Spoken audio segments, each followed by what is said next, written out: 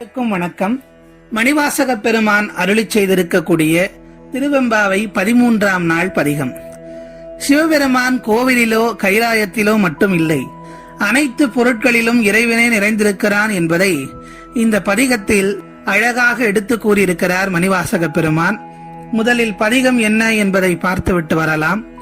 பைங்குவளை கார்மலரால் செங்கமல பைம்போதால் அங்கங் குறுகினத்தார் பின்னும் அறவத்தால் தங்கள் மலங்கழுவுவார் வந்து சார்தலினால் எங்கள் பிராட்டியும் எங்கோனும் போன்று செய்த பொங்கு மடுவிற் புகப் பாய்ந்து பாய்ந்து நம் சங்கச் சிலம்பச் சிலம்பு கலந்தார்ப்ப கொங்கைகள் பொங்கு குடையும் புனல் பொங்க பங்கைய பூம்புனல் பாய்ந்தாடேலோர் எம்பாவா என்பது மணிவாசக பெருமான் அருளிச் செய்திருக்கக்கூடிய 13ஆம் நாள் திருவெம்பாவை பதிகம். முதலில் வரிக்கு வரியாக இந்த பதிகத்தினுடைய விளக்கத்தை பார்க்கலாம். பைங்குவலை கார்மலரால் செங்கமல பைம்போதால் அங்கங் குறுங்கினத்தார் பின்னும் அறவத்தால் தங்கள் மலம் கழுவுவார் வந்து சார்தலினால் எங்கள் பிராட்டியும் எங்கோனும் போன்று செய்த. தோழியர்கள் எல்லாம் சிவபெருமானை வழிபடுவதற்கு பொய்கைக்கு செல்லுகிறார்கள். அந்த பொய்கை குளத்திலே கருமை நிற குவளை மலர்கள் குளத்தின் மத்தியில் மலர்ந்து கிடக்கின்றன. இந்த குவளை மலர்கள் இருக்கிறதே, அது கருநீல நிறத்தை உடையது. தூரத்திலே இருந்து அந்த மலர்களை நாம் பார்த்தோமேயானால் கருமை நிறமாக தெரியும். அதைத்தான் இங்கு சொல்லுகின்றார். கருமை நிற குவளை மலர்கள் குளத்தின் மத்தியில் மலர்ந்து நிறைந்து கிடக்கிறது. அதன் அருகில் சிவந்த நிற தாமரை மலர்களும் விரவி கிடக்கின்றன. கருமை நிற பைங்குவளை மலரும் இருக்கின்றது, தாமரை மலரும் இருக்கின்றது. பைங்குவளை கார்மலரால் செங்கமல பைம்போதால் என்று சொல்லுகின்றார். அதற்கடுத்து அங்கங் குறுங்கினத்தார் பின்னும் அறவத்தால் அங்கே நீர்க்காக்கைகளும் மிதந்து கொண்டிருக்கின்றன. அந்த குளத்தினுடைய அழகினை மணிவாசக பெருமான் வர்ணிக்கின்றார். இப்படி அந்த குவளை மலர்களும் தாமரை மலர்களும் விரவி கிடப்பதை பார்க்கின்ற போது அம்பிகையும் ஈசனும் கலந்து நிற்பது போல் காணப்படுகிறது என்று சொல்லுகிறார். அம்பிகை கரிய நிறமுடையவள், ஈசன் சிவந்த நிறம் கொண்ட திருமேனியன். இரண்டையும் கொண்டது இந்த தடாகம் என்று மணிவாசக பெருமான் இங்கு குறிப்பிடுகின்றார். அப்படிப்பட்ட இந்த தடாகத்திலே உடலும் மனமும் கொண்ட அசுத்தங்களை களைந்து கொள்ள மக்கள் வருகிறார்கள். இப்படி சிறப்பு வாய்ந்த இந்த பொய்கையிலே உடலிலும் மனதிலும் இருக்கக்கூடிய அசுத்தங்களை களைந்து கொள்ள மக்கள் வருகிறார்கள். அவர்களால் தடாகம் எங்கும் 5 எழுத்து மந்திரமான நமச்சிவாயம் எழும்புகிறது. இதனாலும் இந்த குளம் ஈசனையும் அம்பிகையும் போல தோற்றமளிக்கிறது என்று சொல்லுகின்றார்.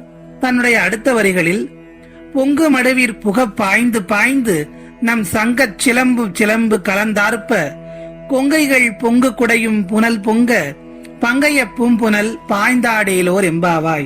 அந்த குளத்திலே இருக்கக்கூடிய மலர்களை எல்லாம் சுட்டிக்காட்டிய மாணிக்கவாசகர் அதை பார்க்கின்ற போது ஈசனும் அம்பிகையும் போல தோற்றமளிக்கிறது என்று சொல்லுகிறார். தன்னுடைய அடுத்த வரிகளில் இந்த மலர்கள் நிறைந்த தெய்வீக தடாகத்தில் சங்கு வளையல்கள் எல்லாம் சலசலக்க, கால் சிலம்புகள் கலகலவென குரல் எழுப்ப, ஆனந்தத்தில் மார்புகள் விம்ம தடாகத்தின் மத்திக்கு சென்று மகிழ்ந்து நீராடுவோம், பங்கைய பூம்புனல் பாய்ந்தாடேலோர் எம்பாவாய் என்று குறிப்பிடுகின்றார் என்று இந்த தோழிமார்களை அழைப்பதாக இந்த பதிகம் அமைந்திருக்கிறது. இந்த பதிகத்திலே மணிவாசக பெருமான் என்ன சொல்ல வருகின்றார், அதனுடைய தாத்பரியம் என்ன என்பதை பார்க்கலாம். கரிய நிறம் கொண்டவள் அம்பிகை. அம்பிகை கருமை நிறத்தவளா என்று உங்களுக்கு சந்தேகம் வரலாம். ஆம், அம்பிகை கரிய நிறத்தை உடையவள். இதனால் தான் அவளுக்கு ஷியாமளா என்ற திருப்பெயர் இருக்கிறது. ஷியாமளம் என்றால் கருநீலம். சிவந்த நிறமுடையவர் சிவபெருமான். மாணிக்கவாசகர் தன்னுடைய தெய்வீக பார்வையால் கரிய குவளை மலர்களை அம்பிகையாகவும் தாமரையை சிவனாகவும் பார்க்கின்றார். சாதாரண குளத்தில் உடல் அழுக்கு நீங்கும், ஆனால் பக்தி என்று சொல்லக்கூடிய குளத்தில் மன அழுக்கு நீங்கும் என்பதே மணிவாசக பெருமான் இங்கு உணர்த்தக்கூடிய கருத்தாகும். பக்தி நம்முடைய இந்த பிறவியில் மட்டுமல்ல, பல பிறவிகளில் செய்த பாவங்களையும் போக்கிவிடும். அதனால் இறைவனின் சிந்தனையில் எப்போதும் நிறைந்திருக்க வேண்டும். இறைவனின் பெருமைகளை பாடி பாடி மகிழ வேண்டும். இறைவனின் பெருமைகளை நாம் அறிந்தால் மட்டும் போதாது, மற்றவர்களுக்கும் எடுத்து கூறி அவர்களை அந்த ஆனந்தத்தை பெறச் செய்ய வேண்டும். இறைவனின் அருளை பெறுவதால் மட்டுமே இந்த பிறவி என்னும் பெரும் குளத்தில் நீந்தி நாம் கரையேற முடியும். இறைவனின் திருவடியில் கலப்பதே நம்முடைய பிறவியின் ஒரே குறிக்கோள். அதை அடைவதற்காக அனைவரும் இறைவனின் திருநாமங்களை சொல்லி அதை அடைவதற்கு அனைவரும் இறைவனின் திருநாமங்களை சொல்லிக்கொண்டே இருக்க வேண்டும் என்று மணிவாசக பெருமான் இங்கு சுட்டிக்காட்டுகின்றார். புற அழுக்கை சுத்தம் செய்வது தடாகம் என்றால் அக அழுக்கை நீக்குவது நமச்சிவாய எனும் 5 எழுத்து மந்திரம். எத்தனை பெரிய துன்பம் வந்தாலும் அது நின்று நம்மை காப்பது நமச்சிவாய மந்திரமே. கோவிலுக்கு மதில் சுவரை போல நம் ஆன்மாவுக்கு அரணாக நிற்பது நமச்சிவாய மந்திரமே. 4 மறைகளின் ரத்தின சுருக்கமே நமச்சிவாய மந்திரம். எல்லாவித மந்திரங்களும் தோன்றியதும் விளக்குவதும் 5 எழுத்தாலே. திருமுறைகள் சொல்லும் பாடத்தில் எல்லா விளக்கும் விளக்கல்ல, அக இருளை விரட்டும் நமச்சிவாய மந்திரமே திருவிளக்கு என்கிறார் நாவுக்கரசர். இல்லக விளக்கது இருள் கெடுப்பது, சொல்லக விளக்கது சோதி உள்ளது, பல்லக விளக்கது பலரும் காண்பது, நல்லக விளக்கது நமச்சிவாயவே என்று குறிப்பிட்டிருப்பார்.